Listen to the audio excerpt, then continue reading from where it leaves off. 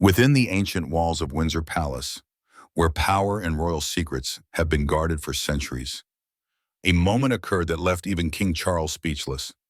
It was not a political announcement nor a national crisis, but a revelation from Princess Anne herself, the strong-willed sister who has always remained fiercely loyal to royal tradition. In a private meeting filled with ritual and emotion, Princess Anne handed her brother a final message left behind by the late Queen Elizabeth II. But what truly sent shockwaves through the room was the content of that message. It was directly related to Catherine, the Princess of Wales, the woman the entire nation is counting on to become an exemplary future queen. The question is, what could have caused such alarm in King Charles's eyes? What exactly did the message say about Catherine? Was it a confirmation, a warning, or an undisclosed secret that has never before seen the light of day? Join us as we unlock the gates to this inner circle of royal power, where untold stories are waiting to be revealed. Nestled in the heart of Buckingham Palace, where secrets lurk like shadows, a clandestine meeting quietly took place, one powerful enough to ripple through the veins of the monarchy. No lavish state banquet or formal press briefing here. No, this was far more intimate and infinitely more dangerous. The gilded walls, witnesses to centuries of power plays, betrayals, and coronations, now stood as silent observers to a truth long buried. Only a handful were present, the closest faces in the royal bloodline. No aides, no press, no cameras, just raw family ties and a heavy silence, thick with the weight of something monumental about to unfold. In that sacred space, Princess Anne, known for her unshakable discretion and steely pragmatism, did the unthinkable. She spoke, her voice carrying a quiet authority, and dropped a bombshell that rocked the room, shattering the carefully sealed vault of the monarchy's secrets. This wasn't a casual memory or a nostalgic childhood tale. No, this was different. Her words carried weight, each syllable deliberate, forcing everyone in the room to hold their breath. Catherine was always different, and she began, her gaze locked on King Charles, who sat motionless, oblivious to the storm brewing just ahead. The Queen's only daughter wasn't offering an opinion. She was delivering a message, one left by Queen Elizabeth herself. No official documents, no written record, but unforgettable all the same. According to Anne Armine, in the Queen's final days, a hushed conversation took place, not with the press, not with advisors, but with her daughter. In that moment, Elizabeth revealed a belief that stunned. The future of the monarchy might not rest solely in the hands of the heirs torn by countless questions. This wasn't about tradition, nor titles, nor birthright.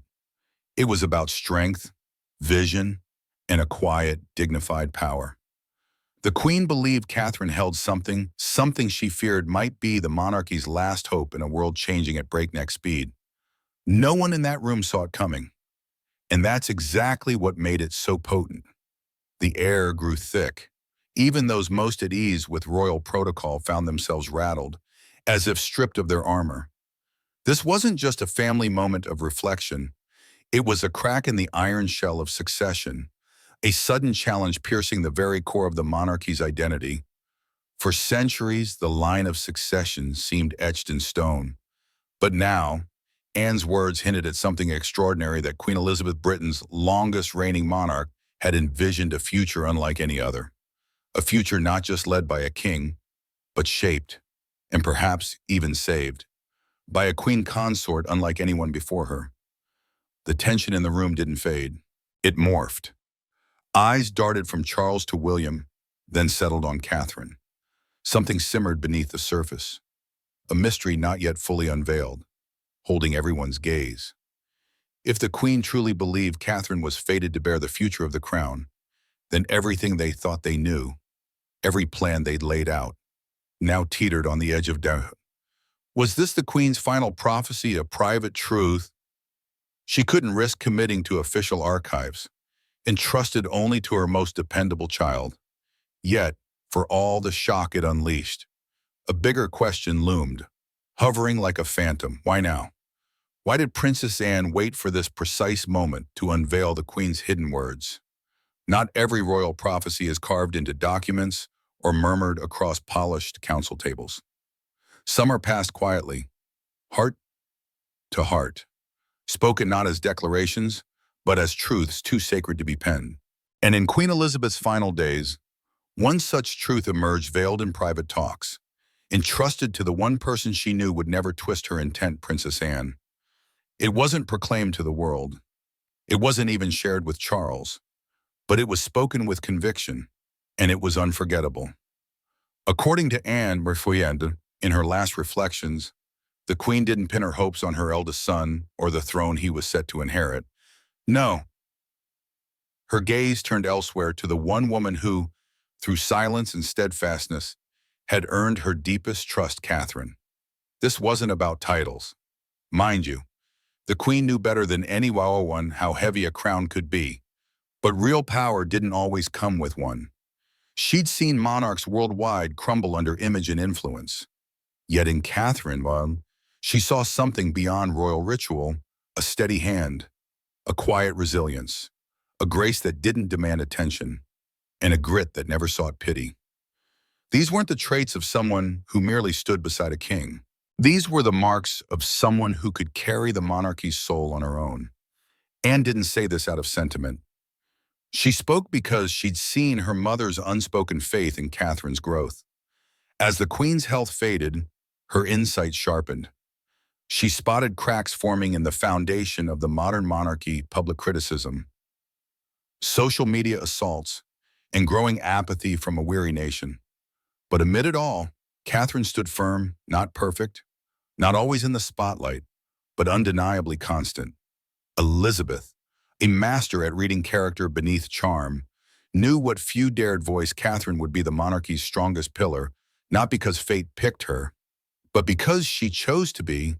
And so that unspoken prophecy shifted how insiders viewed the future. For centuries, succession was seen through bloodlines. But now the conversation changed. It wasn't just about rank anymore. It was about influence, legacy, about who could not only wear the crown but bear its weight. The Queen's faith in Catherine wasn't about replacing Charles or overshadowing William. It was about bolstering the future with someone who embodied duty's very essence. That belief, once quietly shared between mother and daughter, now echoes through the palace halls louder than ever, especially now, as criticism grows sharper and whispers about Catherine's role swell with every absence, every public silence. Though the Queen is gone, her voice remains clear, pointing in one direction toward a woman who never asked to lead, but might one day be remembered as the one who saved it all. Is Catherine being misjudged, or is the crowd missing a far bigger picture? In 23, the palace's official circular dropped a detail that sparked a firestorm across tabloids, newsrooms, and social media. Princess Anne, with a staggering 457 royal engagements, topped the list of the busiest royals that year. Meanwhile, Catherine, Princess of Wales, clocked in at just 128. To many, the numbers told their own tale. Critics rushed to paint a lopsided picture, a royal seemingly shirking duty at a time when public scrutiny of the monarchy was at its peak. Whispers turned to headlines, then exploded into outrage. Was Catherine dodging responsibility, basking in privilege, or was there a deeper truth behind those numbers? Deliberately ignored royal enthusiasts didn't wait long to weaponize the gap, wielding stats as proof of dedication or the lack of it.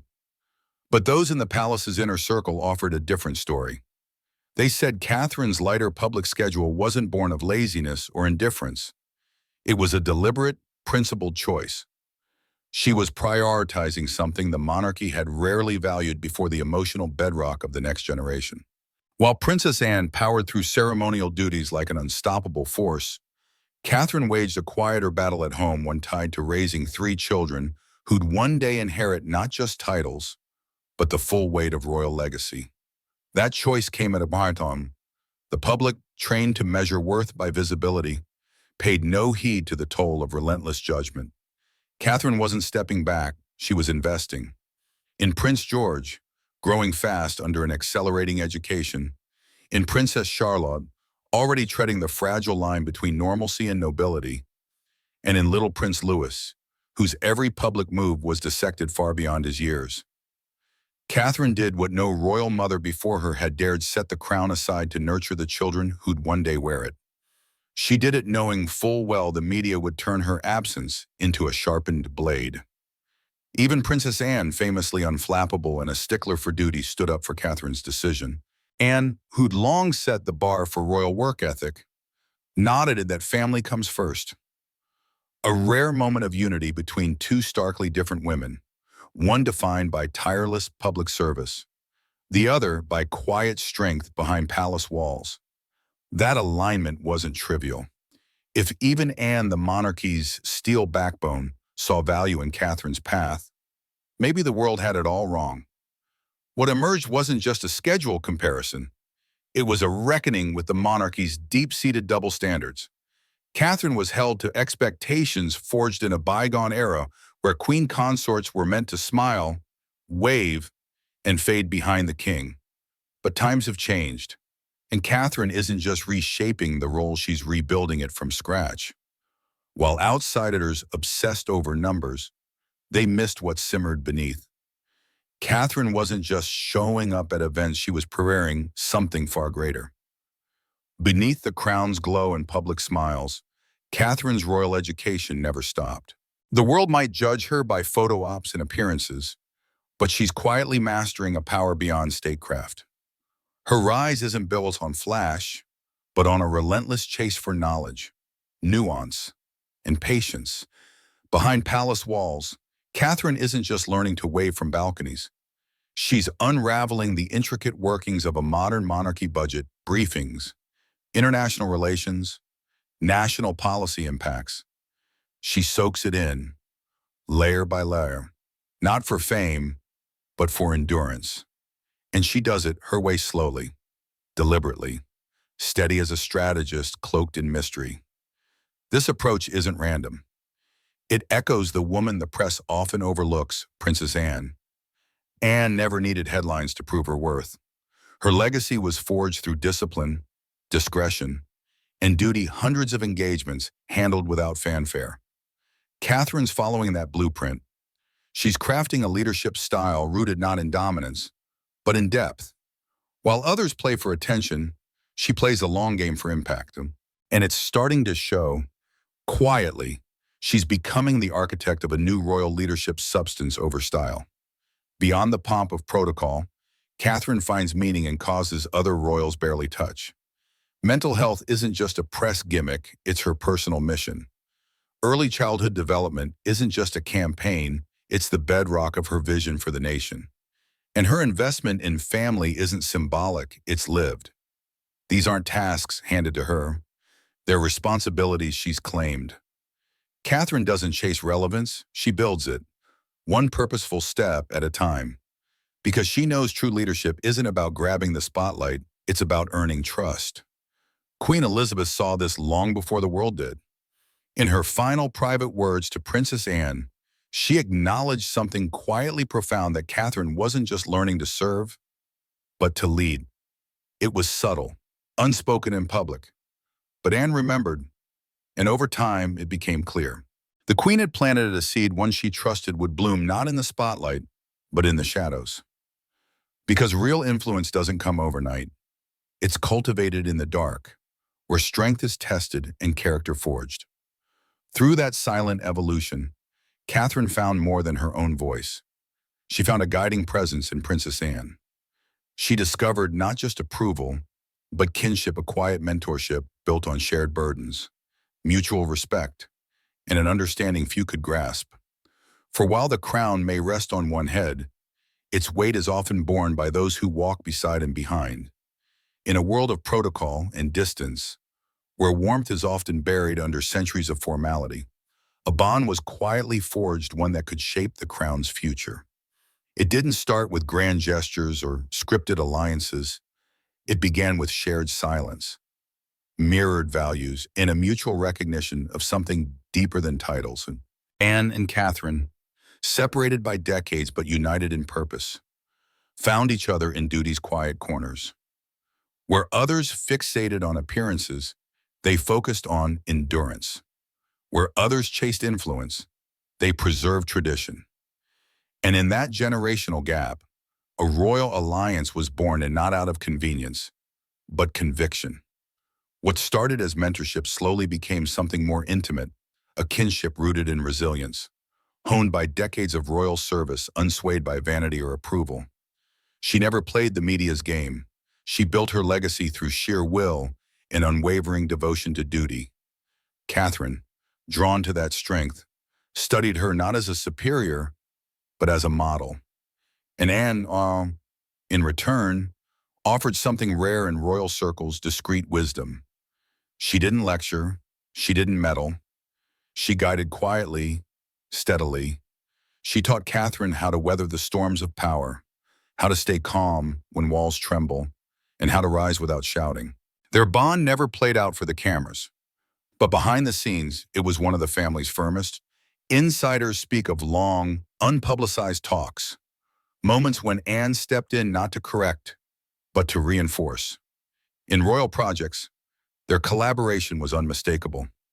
Whether it was Catherine's deep dive into early childhood development or Anne's tireless commitment to global humanitarian work, they found a rhythm, complementing each other with grace and humility. Together, they weren't just fulfilling duties, they were redefining the legacy of royal women, from ornamental to operational. What emerged from this alliance wasn't just personal connection. It was a passing of the torch, not with fanfare, but with trust. Anne, who'd spent a lifetime safeguarding the monarchy's image and integrity, now saw in Catherine someone capable of carrying that burden forward, not by copying the past, but by embodying its core values in a new age. And Catherine, never one to rush or seek praise, accepted that torch not as a symbol, but as a duty. Yet, with this rise in quiet strength, a new storm brewed one Anne, for all her wisdom and experience, never faced. While Anne navigated tradition, Catherine must tackle something far more volatile: the digital age, where every moment is captured, every silence questioned, and every misstep amplified in real time. In Anne's day, gossip lived in tabloids. Today, it spreads in seconds. Back then, headlines came once a day and faded just as fast. There was time to breathe, to reshape the story, to recover. But the world Catherine stepped into is ruthless. Social media doesn't wait. It doesn't ask. It assumes, accuses, and amplifies before truth gets a word in. Every word she speaks, every glance she gives, even every absence, nothing escapes the digital net. And unlike the tight grip the palace once held over public image, this new era belongs to algorithms, influencers, and relentless speculation. The monarchy isn't shielded by prestige anymore. It's besieged by perception. In a resurfaced interview, Princess Anne, with her usual blunt tone, admitted what everyone suspected: things were easier in her time. No viral videos, no anonymous comments picking apart your every expression. She mused on how the absence of social media let mistakes fade quietly. Learning happened without shame. But she didn't say it with arrogance, she said it with empathy. Knowing Catherine isn't just handling duty, she's navigating a battlefield of judgment. Unlike Anne, who built her legacy over decades, Catherine must defend hers in real time. It's not just criticism, it's scrutiny without mercy. If she attends an event, she's accused of trying too hard. If she skips one, she's labeled negligent. A smile is called calculated, a reserved demeanor, cold. Every choice is twisted. Every silence breeds speculation. She walks a razor-thin line almost designed to break her. Yet she doesn't break. She presses on with grace, with poise, refusing to answer the noise, refusing to bow to the chaos around her. While much of the world hurls opinions without consequence, some within the palace watch closely and see something else entirely. They see a woman who gets the long game, someone who knows real strength doesn't shout back. It stands tall, and Anne sees it too. She knows Catherine is doing what no royal before her had to navigate relevance in a world that rewards flash but punishes sincerity. It's a near impossible task.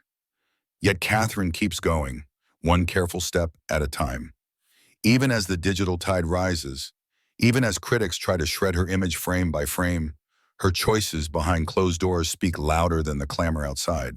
Because while the world fixates on what's visible, what she's building out of sight earns respect where it matters most. While cameras chase headlines, Catherine makes sacrifices no one sees. Her absence from the 2023 Earthshot event sparked a flurry of guesses, with critics quick to call it unroyal, as if motherhood didn't belong on the kingdom's priority list. The tabloids didn't hesitate. They questioned her dedication, her timing, her place in the royal pecking order. But what they didn't question, because they never cared to look, was the reason for her silence. Catherine stayed home not due to illness, not over a scandal, but because her son, Prince George, had exams. "I've been helping George," she admitted simply, almost under her breath. But in that one line, she revealed a truth more powerful than any headline. She'd chosen motherhood over monarchy, and she had no regrets. It wasn't just about tutoring or review. It was about presence, reassurance, showing her son that, despite the crown looming over their family's future, he was still a child, and he came first.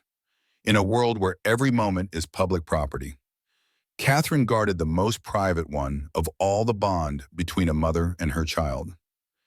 She wasn't abandoning duty, she was redefining it. Because the monarchy's survival doesn't hinge solely on public outings or polished looks. It rests on the next generation's ability to carry it with strength, humanity, and grounding. And Catherine, more than anyone, gets that. This wasn't a one-off move. It's part of a pattern of choosing what matters, even when the world doesn't get it. Catherine's sacrifices don't come with shiny medals. They don't make the news, but they shape character, build resilience, and plant seeds for a lasting legacy. She's not just raising kids, she's raising future monarchs. And she does it with a quiet intensity the public rarely glimpses. It's not glamorous. It's not cheered. But it's vital more than you might think. Because what people often forget is that the monarchy isn't just parades and portraits. It lives in moments of guidance, late-night talks, homework, and heartache, helping young minds make sense of the unimaginable life ahead. Even Princess Anne, the monarchy's hardest worker, backed Catherine's choice. She knew some duties don't show up in court records, they happen behind closed doors. And Anne, more than anyone, saw the strength it takes to turn away from public expectation, to do what's right over what's applauded. Catherine's dedication mirrors a deeper philosophy, one Queen Elizabeth herself held dear. A monarch's true legacy isn't in the number of events they attend, but in the future they leave behind. And Catherine is ensuring that future is rooted in empathy, strength, and unshakable love. Now, with the Queen's prophecy unveiled, with whispers of Catherine's quiet power echoing through Buckingham's halls, one final question rises above the noise, demanding an answer. Queen Elizabeth may be gone, but her last words are shaping the monarchy's next chapter in ways no one foresaw. With a single revelation quietly delivered by Princess Anne, the story shifted. Catherine is no longer just the calm wife at William's side. She's something more, something essential. In those final private reflections, the Queen didn't speak of bloodlines or birthrights. She spoke of vision, humility, service values the monarchy was built to uphold, now wavering under a modern world that doubts its relevance. In Catherine, Elizabeth didn't just see a consort. She saw a guardian of continuity, someone who could hold tradition and transformation in one hand. It was never about who'd wear the crown next, that was always William. But the Queen grasped something deeper. The monarchy's survival wouldn't rest on titles. It would hinge on stability, on someone who could anchor the family through storms, lead with heart, not ego. Catherine, with her quiet strength and unyielding resolve, has become the still point in a spinning world. She may not sit on the throne today, but she already bears its weight in private choices, public restraint, in every sacrifice made far from the cameras. She's shaping what a modern royal must be. The monarchy doesn't need more spectacle, it needs substance. And that's what Catherine brings. Where others falter under scrutiny or grab for power, she stands steady, unswayed by noise, unshaken by pressure. Her strength isn't loud, but it's undeniable. And now, with the Queen's silent prophecy laid bare, the royal family can't pretend it's business as usual. Because in Catherine is the institution may have found not its next figurehead, but its only way forward. So, as the royal family moves ahead, facing new reigns, new critics, and new challenges, one quiet message still resonates, etched not in law, but in legacy. The future may wear a crown, but it's guided by grace. What do you think? Let me know in the comments. Don't forget to like and subscribe. We'll see you in the next one.